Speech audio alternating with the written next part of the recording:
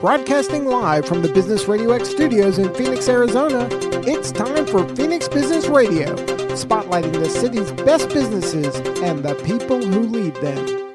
Hello and welcome to Phoenix Business Radio, broadcasting live from the Max 6 Entrepreneur Center right here in Tempe, Arizona, where we help build businesses and connect you with the right people. And I am ecstatic about my guests today. I have two very dear friends in the studio with me, and it's been a while since I've at least seen one of them. I see Aneesah on Zoom quite frequently, but we are excited to talk about two books that these women have written, and just to share their knowledge, their wisdom, and their experiences, not only in their personal life, but professional lives as well. So please welcome to the studio with me, Zarinah Nadir and Aneesah Nadir. It's our pleasure. Thank you. Glad to be here. Glad to see you. It's been a while. It has been a while. I mean, I know we've done an email or a Zoom. I think we did a Zoom meeting not too far into COVID, Right. but there were multiple people, and it was a meeting, right? And I think you were leading it, so we didn't get to connect. And then Aneesah and I are both in the Tempe Chamber together. And by the way, we're sitting amongst royalty. Aneesah is this year's Woman in Business award winner. I don't know what's the title. It's Businesswoman of the Year. Businesswoman of the Year. That didn't come out right, but so honored and excited that you have that accolade. And I know you're very humble, and so I knew you weren't going to mention it. I had to. So I got to be part of that celebration, and we are both serve on the Women in Council, right? Women in Business and Council. I can do this job. It's a mouthful. It is a mouthful, but it really should be easy. And so you two are quite a pair. Mother-daughter. Let's just mention that. I know that will come up in conversation. And so let's have either one of you start. Introduce yourself. Tell us what you do professionally. And let's start with that, and then we'll talk about the books after that. Who would like to start? Mom's looked up. Businesswoman of the Year. Yeah, right? I mean, the royalty, like you said. Well, first of all, I want to thank you for having us. Oh, my pleasure. And thank you for your friendship over the years. Yeah, it's been really very special to me. And I'm just looking forward to the future. So I'm a social worker by profession.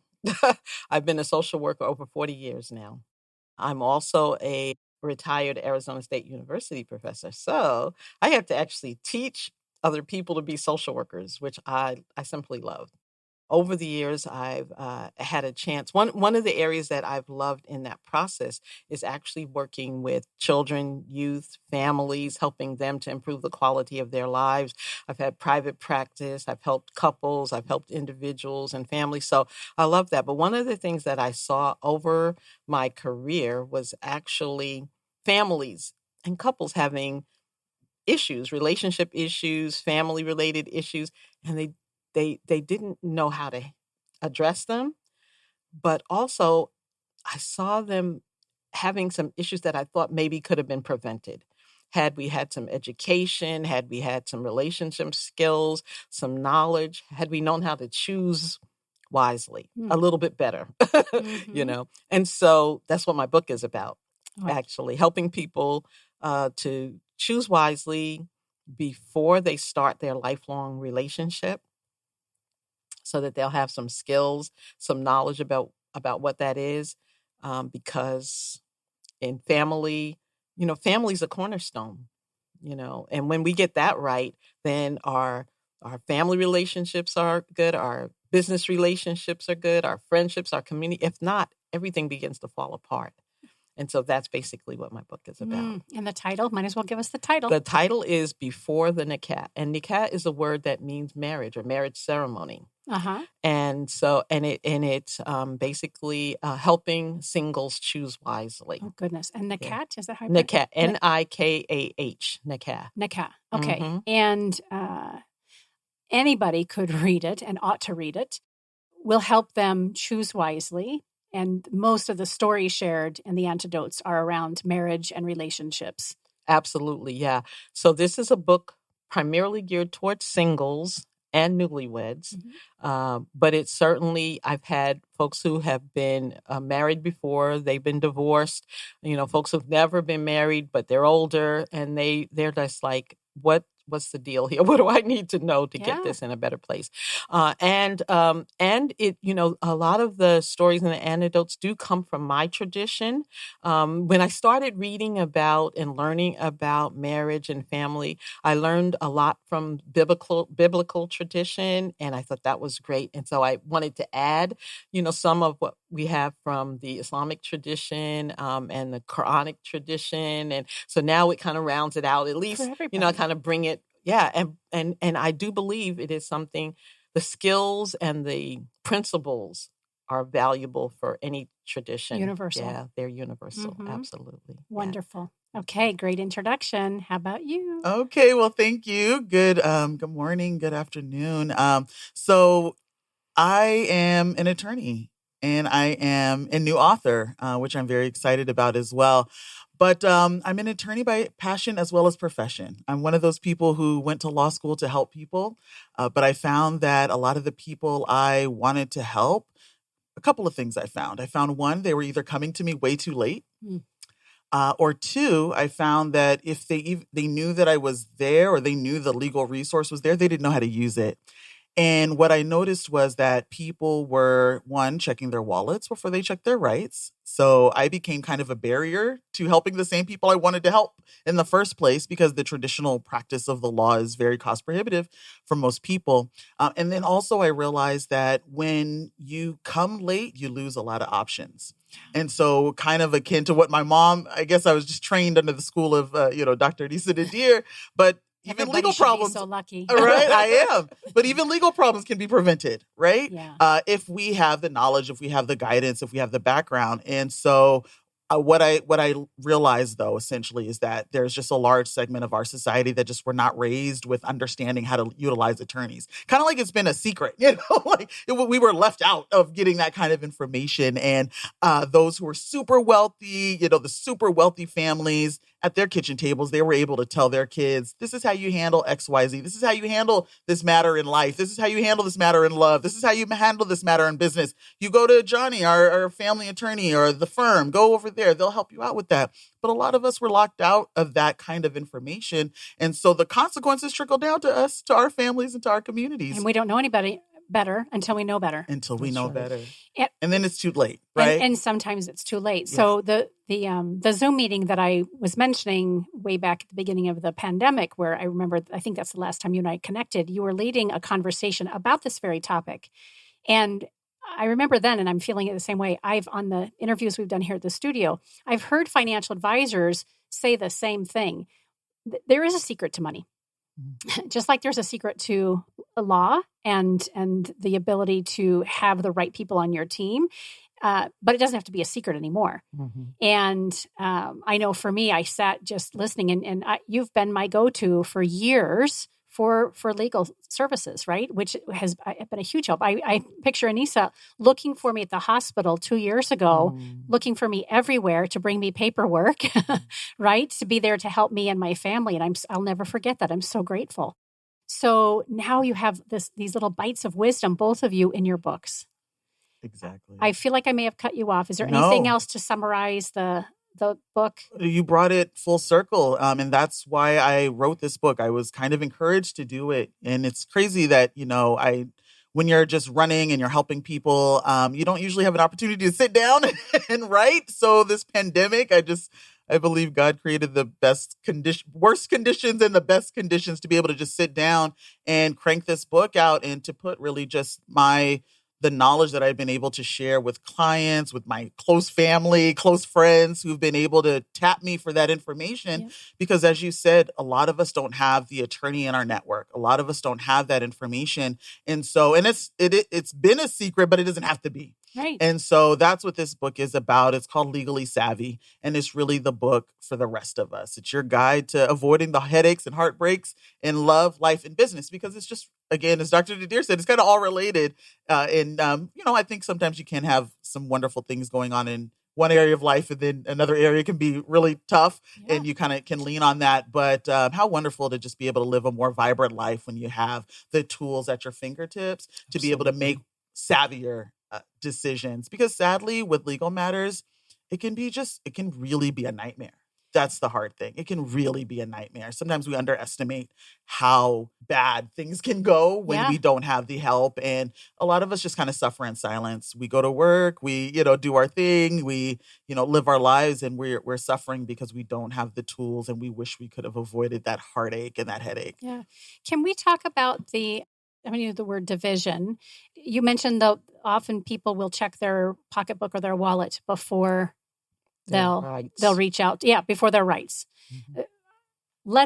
Could we expand on that for a few minutes? Because again, going back to this webinar that I sat in this meeting where you were sharing, I remember part of the focus was really our underrepresented community members. Mm-hmm. I'm very middle class. I'm now a single woman.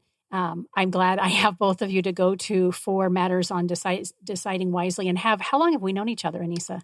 I'm thinking it's been over 10 years for sure. Yeah. Did I have Ivan? So Ivan's 14. Yeah. Ivan was already a baby, or was it before? He was a baby. Okay. So at least, so 10, 12 years. And I'll text, guys when I have questions and that sort of thing, in love and life and legal business as well. So again, I'm so grateful. And I have a wide circle, so I can ask questions, right? You happen to be part of that. But what about our underserved communities? Does this book kind of speak to that as well? I love that. Absolutely. This is that book for the rest of us. The goal is for it to be accessible to the masses. Those of us who just don't have those great middle class networks where we have, right? Exactly. The connections. And so those are really some of the deciding factors. It is really who you know. Right? It's not necessarily what you know, it's who you know. We don't have to know everything if you know who to go to help make sure that you have that information. So the goal is really for me to put that wisdom in the book. And so it covers really the gambit between the love, the life, the business. And I really hope that people realize, especially those of us I didn't grow up with attorneys in the family. I'm one of those people. So I always assumed that maybe there was a spark there somewhere. Right. No, well, my mom's social justice advocate, social policy person. But no other attorneys. No other attorneys, no. I was fortunate to meet early on attorneys that were in my mom's network, and she was, as a professor, she had that kind of access. But again, like you said, who has that, right? I mean, there's just a few of us really who have that kind of network.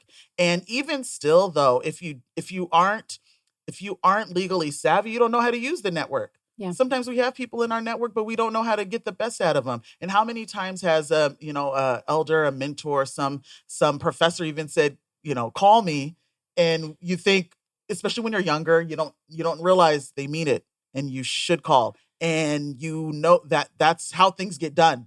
Right. I love that. And I'm trying to have those conversations with even just the next generation of attorneys who, maybe are from communities who never really had lawyers in the family, that it is about the network, and there's nothing wrong with that. Nobody's saying, no one's saying someone's giving you a job just because of this or that. No, but these are openings. Yes. And when you get that kind of knowledge, you get those kind of openings. So when people say, call me, you should call. But, again, with the lawyers, most of us just don't know how to utilize them. So this book is not just about using an attorney. It's about why you need to use an attorney, why we need to be using attorneys a lot more frequently than we have, because that's how the super wealthy utilize attorneys. It's really, once we learn about this, we'll say, I get it. I know why they're super wealthy. They've been able to have the access to protect them, and I know why we're broke. Because when it's a $50 issue here, a $100 issue there, even a $5,000 issue, it's oftentimes cheaper to be taken advantage of than it is to get the help, because we don't understand how to utilize it. And also, we're very reactive.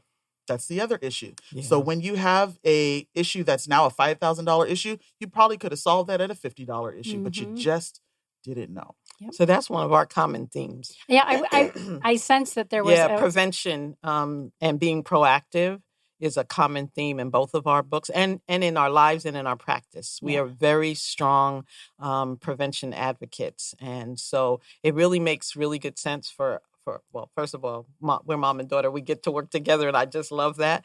But also, I think that in both of our books and our work, we bring out the importance of prevention. One of Zarinah's favorite sayings is to get it at the cough level before it becomes pneumonia. She has so many of those little quips. And I borrowed that one because I think even in relationship building, if we can address things at the preventive level, that old adage, a stitch in time saves nine. A lot of people will think, why address the issue before? It's not an issue. I mean, we're getting along just fine, but we're not prepared for the eventuality. We don't think about what can we do so that because we're human beings, we have a disagreement, we have a conflict. How are we going to handle that? What are some of the things? What are some of the communication skills that we're going to need? What are some of the questions that we need to ask before we get married or before we get into a lifelong relationship around legal matters? What are the legal kinds of things that could hem us up? So there's actually a chapter in my book that we've consulted together on the legal side of marriage. So in her book, there's a chapter about the legal side of relationships, and in mine, there's something about that. And then, other things, I know that you are big in the area on mental health and mental health issues. And so, we ask the questions about, and it's important because most people don't ask those questions beforehand. What are some of the issues related to mental health?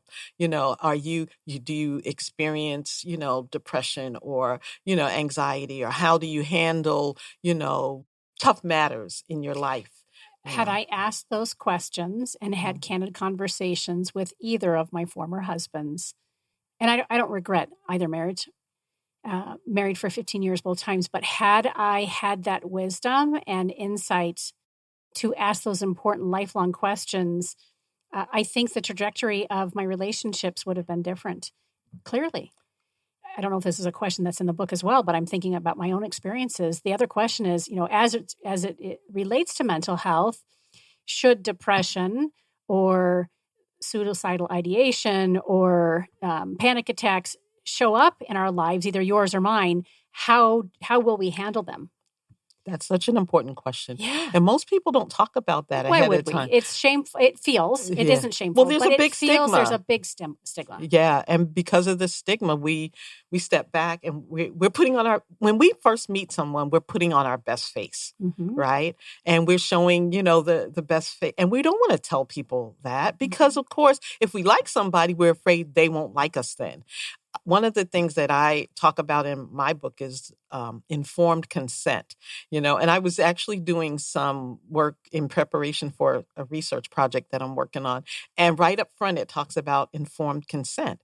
Informed consent is so important. What that's about is knowing things ahead of time so that I can choose to decide whether or not but I'm informed. Yep. And I can give my consent based on knowledge. If you're suffering with depression and I just need to know. So what do we need to do? How can we help each other with that? Yep. What do I need to know to be able to assist you through these, through your ups and downs and the challenges that you face? What are kinds of things that might trigger you, But if I don't know what I'm working with. So I'm going in blindly.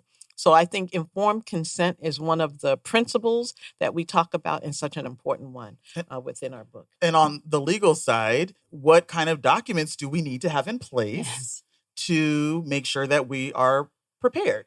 So if there is a healthy, loving relationship where we took time to get to know each other, we know nobody's perfect, right? Everybody has some kinds of challenges, and it's just, can you handle that? Is that something you're prepared for? Is that something that you're willing to get educated about? Are you the kind of person who's willing to be educated, right? Yep. All of those kinds of things. So then you say, I have informed consent. I understand that you may have diabetes. I may have depression, bouts of depression. Okay, great. So now let's think about what the legal ramifications of some of these things might be. Is there some powers of attorney we need to put in place? Is there a mental health power of attorney that we should put in place so that if there is a certain issue that happens and you're now not able to get care for yourself, get medicine for yourself, walk yourself into getting some treatment, that I can intervene and step in on that? Or are you just completely on your own? And, people don't talk about it because it's not romantic. Right. And it's not as fun. It's not cute. Getting the wedding dress, Right. And actually, people spend more time planning the wedding. I was just going there.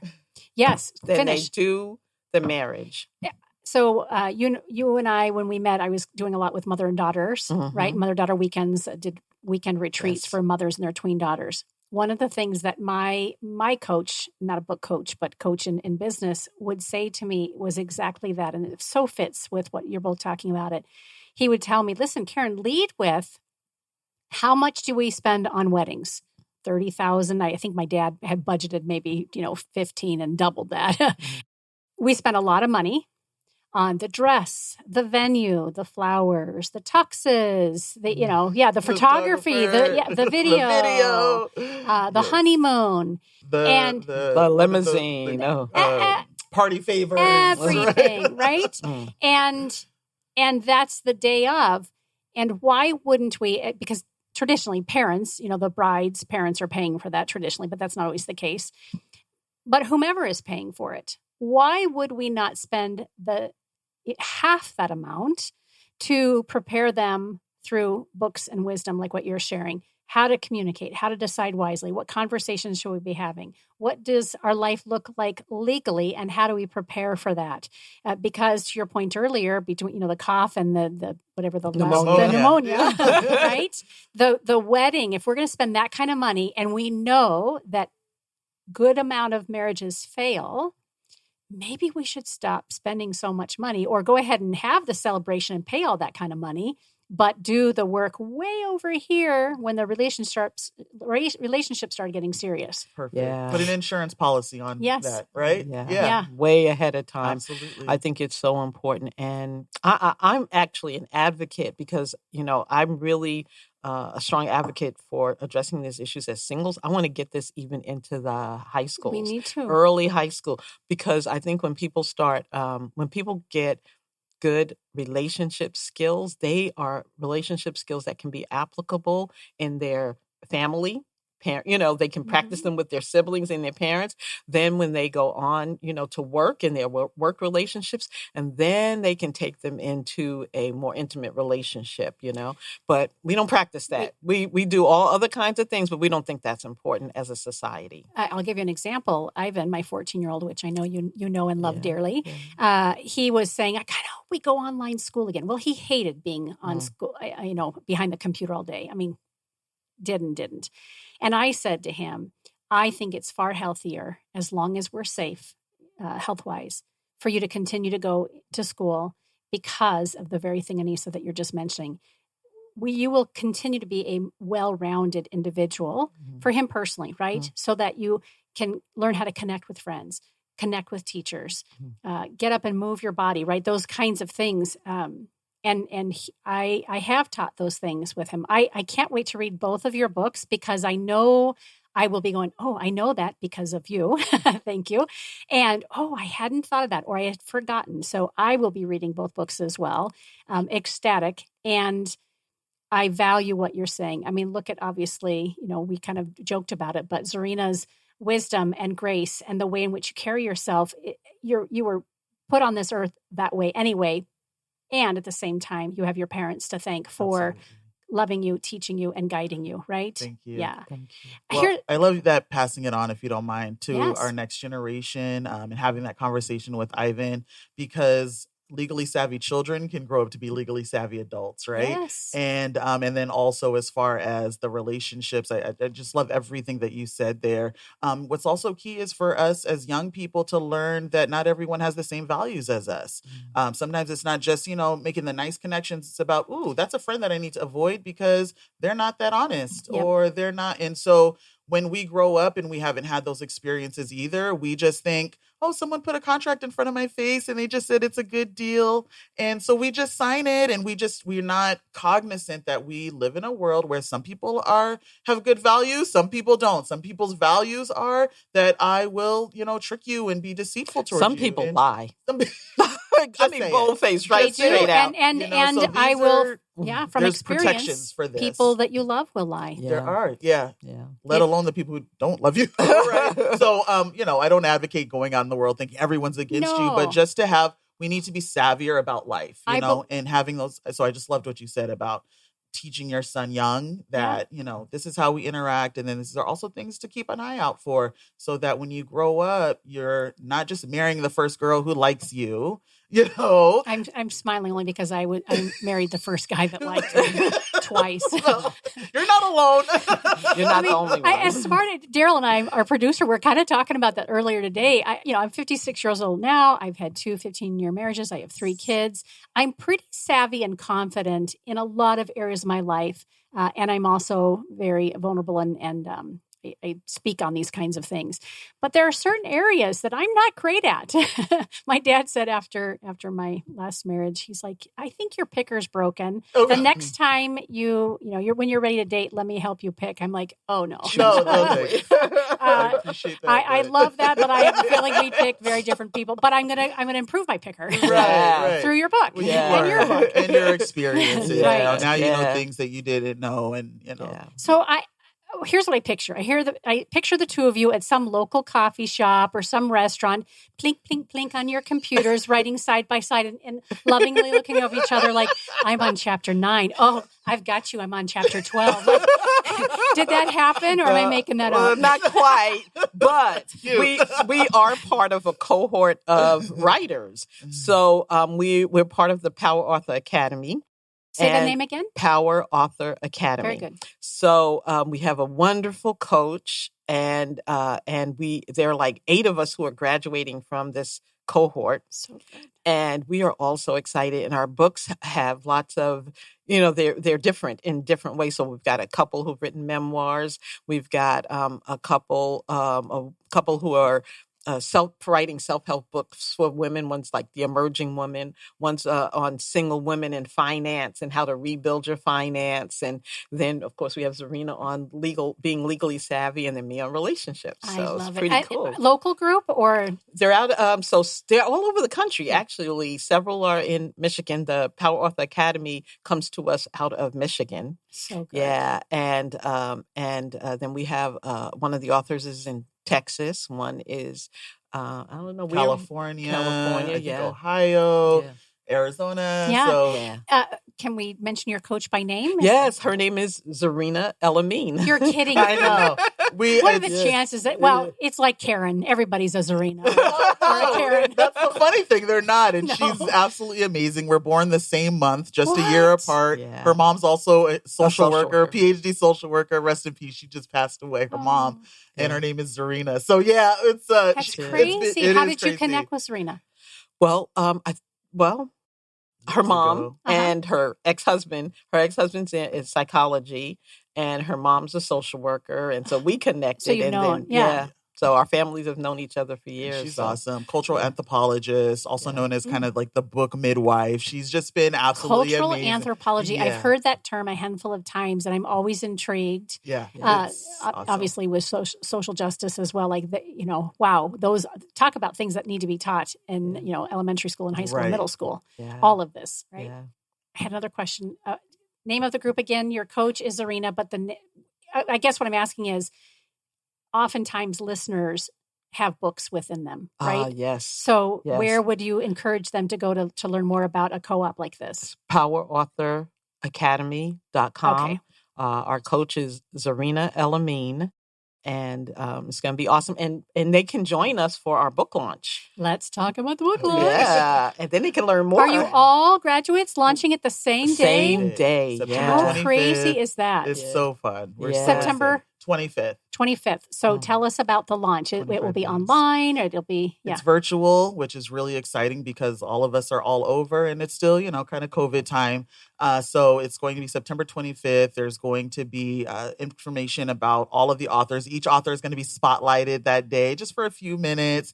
And then some information about the Academy is going to be shared also. And then, celebration, cheers. And it's also our bestsellers campaign day. So it's just going to be really, really fun. And everyone will be able to buy all of our books. And I'm excited to get the books from all of my fellow cohort as well. They've just put so much into their writing in this time. And we've been meeting 2 days a week for the last year. Wow. 2 days a week for the last, and everybody has, life going on, business, everything. But you got to carve out the time or it's not going to get written. But having a coach made such a big difference. So this book is actually like 20 years old. Like I started it and then I put it down. And I'm like, I'm not going to be able to do this. And then she started, she had the Academy. She been a publisher for a while. And then she announced a segment where, she would be sharing some tips and encouraging. And so we joined that. And then we joined the Academy. And that's really where things popped, huh? That's where pop, because without that, I think I would have put it down again. I don't know that I could have gotten through it, because there's so much going on. I'm much better at conveying information, than taking time to sit down and write it out so that it could be in a book for time. I can do trainings. That's not a problem. But this was different. This was different. For sure. You're an author also. Well, so children's author. Yes. I did it by myself. I had an editor and those sorts of things, but I self-published. There are so many things I wish I would have done differently. And had I had a Sherpa guiding me along the way who's been there, done that, there would have been a lot of pitfalls that I could have avoided, which is why we hire coaches. I'm thinking of my coach right now, too, Jane M. Powers, who is my sales coach and speakers coach. I've made a commitment to work with her for a year. And those kinds of conversations, I just said to her yesterday in tears, because I'm supposed to be writing some of the content, right? It's stuff I talk about all day long. And like you just said, I'm really good at talking about it one-on-one or a small group. The moment I have to put it into words on paper, I freeze. Yeah. And it takes time. And you have to, that's the other thing, because I put a lot of other things ahead of it. Oh, the laundry's backing up. Oh, look, I probably should, pick up dog poop. All of a sudden, and run a station. Of course. Not to mention No, right. Yes. I mean, running both businesses. Right. But things that could wait an extra hour or 2 hours don't. They become very important because I've been afraid or it's new. And so to have a team and a cohort in addition to somebody who knows that you might be avoiding things. Right. And that's what Jane does for me. She just talked me through it yesterday, gave me a couple of exercises, and I'm good to go again today. So you're so right. I don't think I would have finished my book either without being in this academy. I'm glad we had each other. I'm glad we did too. We were workout partners in this also. Not all the cute glances like you said, but more like, Ma, did you get that part? I need you to read this section. Can you read my section? I was so glad that she was there. Oh, I bet. And that probably helped, of course, with the accountability as well. Yeah. So I'm curious, as you're writing, I'm taking my earrings off as we're chatting because they're stabbing me. As you were chatting, I was thinking about a question. While you were writing and you reread portions of your book, did you ever hit a phrase or a sentence or a paragraph or a whole chapter? And you might even tell me the whole darn book, Karen, where you reread it and you went, oh my gosh, this is really good. I know for me, when I wrote my children's book back in 2010, I don't even know if Aneesah knows this, but I wrote, it's just a short little picture book. I think 23, 30 pages, whatever. I wrote it, and it's a garden metaphor, but before that, I wrote it as a castle metaphor. I read it the first time to a very dear friend. She loved it. I mean, she had chills listening to it the whole time. She was like, yes, this is it. And as soon as I got done, I said to her, oh, no, this is not it. It's got to be a garden metaphor. And I scrapped the whole story and started over again. But then once I landed there, I was like, wow, the joy and the pride and the fact that we could articulate through written words. So was there a point for either of you that you went, oh yeah, this is awesome. And is there a certain section or paragraph or a point in time that you would be willing to share that piece of that experience with us? So yes, definitely be willing to share that experience. And yeah, there are sections where I'm like, wow, okay, this is what I needed to do. Yeah. Oh, I'm so glad that I got this out. Or, I mean, just the recognition of the challenges that singles have or folks that are looking for long-lasting relationships and being able to share that and convey it and also to give hope. I hope that I'm able to give hope in this as well. There's some, because we don't ask the hard questions. So I'm kind of the person behind you saying, ask the hard questions. Don't forget to ask that. Did you ask that? But on the other hand, I'm also the person that's saying there's hope. Once you do this, and it's not going to be 100%, but at least you will have given it your best shot. Mm-hmm. And that to me feels like this was an important thing to do. Because, I'm one of a few folks in kind of my group that are also doing this work, but we're doing it from different angles. So from this angle, I get to say, these are some things that you need to know. Give it your best shot. Put your best foot forward, but with some knowledge. Don't go in there blindly.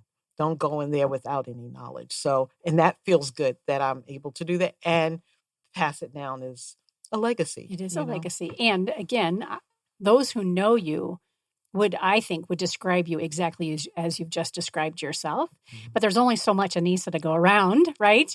And so to have it in a book that can be legacy and be read anywhere in the world is phenomenal. So thank you for birthing this beautiful gift to the world. I'll say there's a piece in your book that I'm really proud that it's in there. It's the vetting process. And yes. I think so many people don't know a process to go through. Sometimes you hear, these are questions to ask, but you don't know, when do I ask them? What else should I be doing before I get to the point where I'm saying I do? And so to know that that's actually codified in the book now, I think that's just absolutely going to change lives for people. So I'm really excited that that's in your book. And then for my book, it's so amazing when we were in one of our sessions, our Power Author sessions, and we were sharing some of our expert excerpts from our book.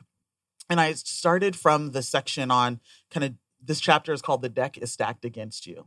Mm-hmm. And it's talking about how our society is still very much stratified by race, by gender, by wealth, right? And so it was crazy because I started crying while I was reading it. And I just had no idea it was going to have that effect on me. And other people were tearing up as well. And that was just really, so I'm proud of that in the sense of, okay, I hope this really moves people, but it moved me. Yeah, I think it's because also, everything hasn't always gone well for me just because I'm a lawyer. I see the system too. It doesn't always, I know that there's racial, inequities out here. There is, if you're from a minority religious group, you don't have the same, judges don't necessarily understand your background and where you're coming from. And so I've experienced the challenge as well. So it's really cool for anybody who has that book in them. Sometimes just being able to write it, it might not change anything for your life, but you might at least be able to say, I wrote this down and I want others to know I'm with you. And then still there are some things we can do, but I'm in it with you, I guess is what I was able to feel.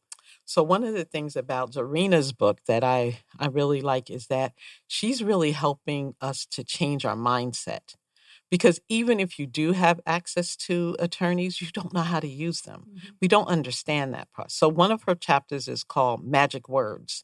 So she helps us to learn the magic words, and she helps us flex our legal muscle while she's teaching us how to be legally savvy. So I love that. I think for my book, one of the things also that I included was my life story, or part of my life story. My parents had challenges, and I witnessed some difficult things in their marriage. But one of the things I also share, today is the beginning of my marriage season. And I call it my marriage season because my husband and I were married 44 years ago, originally. And then we came to Arizona. We had some challenges and we divorced. And we married, and I'm telling everybody this. In the book It's in the book too, right. And we married other people. I didn't know that. And when we married other people, we found out that wasn't the best choice for us. Okay, we weren't as compatible with those other people. They gave us sons. So we have 2 wonderful sons. And one of them's birthday is today. Omar's birthday is today. And I talked to Dahir this morning. Yeah. And so, but out of that, we learned some lessons. You got remarried. And we got, thank you. You always forget that part. We did get remarried. You divorced those people, and then you guys got remarried. And we got remarried. And so. And that was 30 years ago? The second time around is 30 years ago. So all totaled, the 2 of us, without that little break, have been married about 40 years now. So we're in our marriage season. I love it. And from that, both my own experiences having seen what my parents went through, realizing that they didn't know how to choose. They didn't choose wisely. They were not compatible. Thank God they did get together, because I wouldn't be here. My brothers wouldn't be here. My sister wouldn't be here. And then for us, we didn't have, we kind of chatted, we say, with knowing what we know now, had we back then, we probably would not have chosen each other, but we didn't know how to choose. Okay. I'm glad we were married. Yes. Because we have wonderful family. However, I think also the lessons that we learned in this process are hopefully lessons that we can pass on to others. Absolutely. And those are the things that I've included that I think are really important. I have known you for so long, and I did not know that. Again, very humble and very, I don't know that private's the right word, but certainly more private than me. But I'm grateful that you not only shared that story with us today, but also that you were courageous enough and vulnerable enough to share your life story in the book. That's, I believe, and I know you both know that about me, that's how we really learn from each other. We can have the anecdotes, we can have the to-do lists and the wisdom and all that. And when we have authentic story around it, it really makes a big impact for folks. Absolutely. So thank you. It's her first time sharing it publicly on an interview. She's never done that before. So yeah, exclusive. Well, it's going to be on in the book anyway. So you better get used to it. Get used to it now. And it's not earth shattering, right? Yeah. I mean, it's a lovely story. It's a lovely story. Even with me saying 2 divorces, I mean, that was horrifying for me at both times when I was experiencing it. But because I've done my healing and I've done my work around it, and I'm making a good life for myself going forward, I know that makes a difference when I can candidly say, I've had some difficult times. Absolutely. Serena, in your book, do you share stories, yours or clients, but do you share stories as well to make the points, or is it more just around like kind of the tips and the tricks? Oh, it's full of stories. Good. Full of stories. Most of them are, identities have been changed, Sure, of course. To protect the innocent. Exactly. And also, conglomeration of stories for sure. And then I use make some points from some of the celebrities that we see as well, because what's interesting is sometimes we think, okay, well, they're celebrities, they have lots of money, but sometimes they're not legally savvy either. And it all goes back to, again, the mindset. If they weren't raised to be legally savvy, it's like, why would Aretha Franklin pass away without a will? Oh, because her family didn't have lawyers in the family either. She had lawyers by the time she was, famous and such, but she didn't have a will. Prince didn't have a will, right? Know that. DMX didn't have. He was the latest, kind of from my generation. He passed away during COVID. There was a huge battle that ensued between him, his 14 kids that he left, and then a fiance. So now you think, here's where all these legalities come in, where we just don't realize, we're in long-term relationships, so I should be able to speak at this point, but they're not able to speak at that point because you're not a legal wife, you're the fiance. And so I get into a whole lot of stories. It's full of examples so that we can all really just understand and put it on ourselves, put it on as a shirt for ourselves so that we can really start using this and flexing that legal muscle. And both books sound like they're easy reads. Yes. Entertaining, but also very, I'm going to use the word simple, but not to oversimplify, but just tangible, like plain spoken. Accessible. Thank you. Another thing Daryl and I were talking about this morning. I wasn't a great student, even though I ended up being a teacher and assistant principal for years, which is why I think I was great in that role, because I was the kiddo who had a hard time learning. So I need simply spoken. Lay it to me straight. Give it to me straight. Because if it's all wordy and difficult, you're going to lose me. We try not to. Yeah. I was going to share one story that I have. I have a story about Meghan and Harry. Okay. And so I use that as an example. I'm thinking, or sharing, the challenges that they shared with Oprah. I'm like, I wonder had they had some conversations ahead of time about the realities of being part of the royal family, would that have helped them prepare better or maybe chosen differently? And I'm willing to bet that those conversations likely took place, and this is, you and I have had these kinds of conversations before. There are above the belt conversations, and below the belt conversations. And what I hear you both saying is you've got to have the difficult conversations before it's difficult. Yeah, and when we talk about suicide prevention, it's the same thing. And people talk about trauma-informed workplaces. It's one thing to be informed and aware of trauma and what it is and how many of us are impacted by it.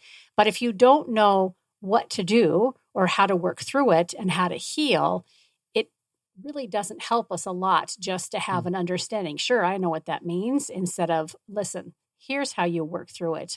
So I'm willing to bet they had some sort of formal training at the castle. But those deeper conversations is what you're both inviting us to do. And then the actions, around that, and the wise choices as a result. And in a plain spoken way, like you said. My book is definitely, I think lawyers will love to read it, and I think they'll love to share it with their families.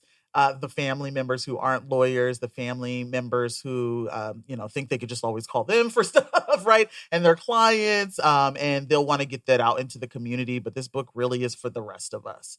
It's for the rest of us, those of us who just did not have that kind of access. And it is written in a way, not in legalese at all, so that we can understand it. Because I've always felt like, what's the point in having knowledge if the people aren't going to really understand what you're saying, and all you are is able to connect with others who already have the knowledge. What's the point of that? In the academy, right? The ivory towers. So this is for the rest of us. And like you said, not to say that it's simple. These are, definitely complex ideas, but it's digestible for sure. Yeah. This has been so much fun. It has. I'm so glad you accept the opportunity to come and give the shout out about your book launch before it takes place.